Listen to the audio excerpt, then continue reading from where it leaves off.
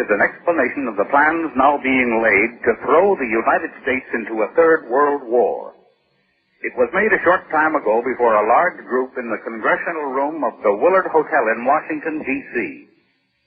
Both the speech and the question and answer period later so electrified the audience that a group of patriots has transferred it to two long-playing records which you may buy to play for friends, clubs, and your church groups in your community.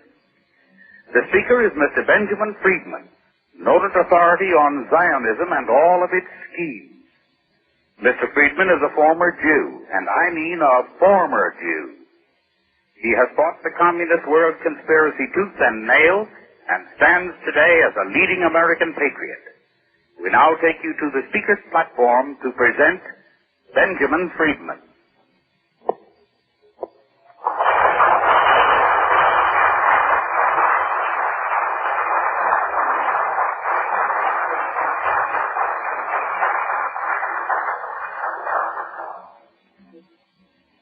What I intend to tell you tonight is something that you have never been able to learn from any other source. And what I tell you now concerns not only you, but your children and the survival of this country and Christianity. I'm not here just to dish up a few facts to send up your blood pressure, but I'm here to tell you things that will help you preserve what you consider the most sacred thing in the world, the liberty and the freedom and the right to live as Christians, where you have a little dignity and a little right to pursue the things that your conscience tells you are the right things as Christians. Now, first of all, I'd like to tell you that on August 25th, 1960, that was shortly before election, Senator Kennedy, who is now the President of the United States, went to New York and delivered an address to the Zionist Organization of America. In that address, to reduce it to its briefest form, he stated that he would use the armed forces of the United States to preserve the existence of the regime set up in Palestine by the Zionists, who are now in occupation of that area. In other words, Christian boys are going to be yanked out of their homes, away from their families, and sent abroad to fight in Palestine against the Christian and Muslim Arabs who merely want to return to their homes. And these Christian boys are going to be asked to shoot to kill these innocent people who only want to follow out 15 resolutions passed by United Nations in the last 12 years, calling upon the Zionists to allow these people to return to their homes. Now, when United States troops appear in the Middle East to fight with the Zionists as their allies to prevent the return of these people who were evicted from their homes in the 1948 armed insurrection by the Zionists who were transplanted there from Eastern Europe. When that happens, the United States will trigger World War III. You say, when will that take place? The answer is, as soon as the difficulties between France and Algeria have been settled, that will take place. As soon as France and Algeria have settled their difficulties and the Arab world or the Muslim world has no more war on their hands with France, they are going to move these people back into their homes. And when they do that, and President Kennedy sends your sons to fight over there to help the crooks hold on to what they stole from innocent men, women, and children, we will trigger World War III.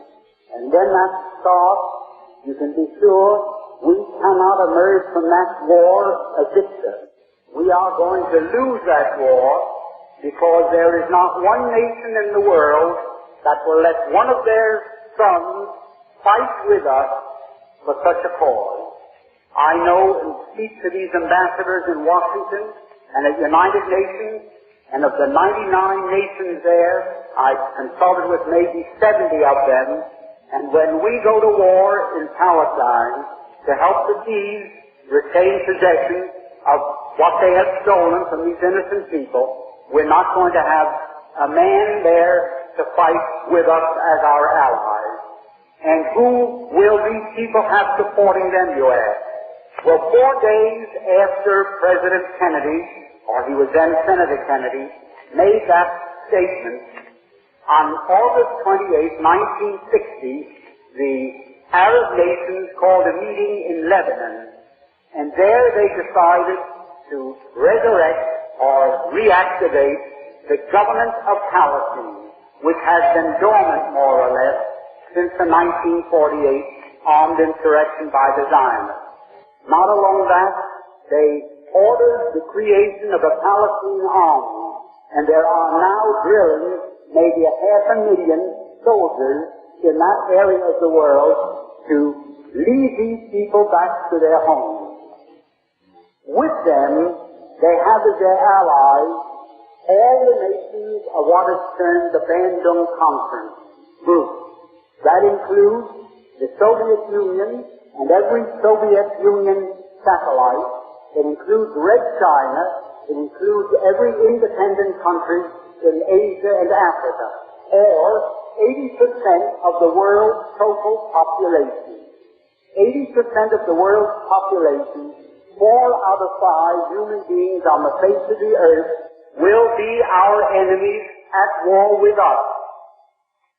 Not alone are they 4 out of 5 human beings now on the face of this earth, but they are the non-Christian population of the world, and they are the non-Caucasian, the non-white nations of the world. And that's what we say. And what is the reason? The reason is that here in the United States, the Zionists and their co-religionists have complete control of our government. For many reasons, too many and too complex to go in here. At this time, I'll be glad to answer questions, however, to support that statement. The Zionists and their co-religionists rule this United States as though they were the absolute monarchs of this country. Now you say, well, that's a very broad statement to make, but let me show what happened while you were... I don't want to wear that out. Let me show you what happened while we were all asleep. I'm including myself with you. We were all asleep. What happened? World War I broke out in the summer of 1914. 1914 was the year in which World War I broke out. There are a few people here my age who remember that. Now that war was waged on one side by Great Britain, France, and Russia, and on the other side by Germany, Austria-Hungary, and Turkey. What happened? Within 2 years, Germany had won that war. Not alone won it nominally, but won it actually. The German submarines, which were a surprise to the world, had swept all the convoys from the Atlantic Ocean, and Great Britain stood there without ammunition for her soldiers, stood there with 1 week's food supply facing her, and after that, starvation.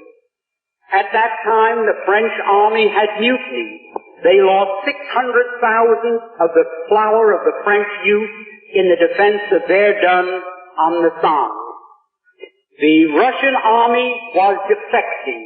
They were picking up their toys and going home. They didn't want to play war anymore. They didn't like the Tsar. And the Italian army had collapsed.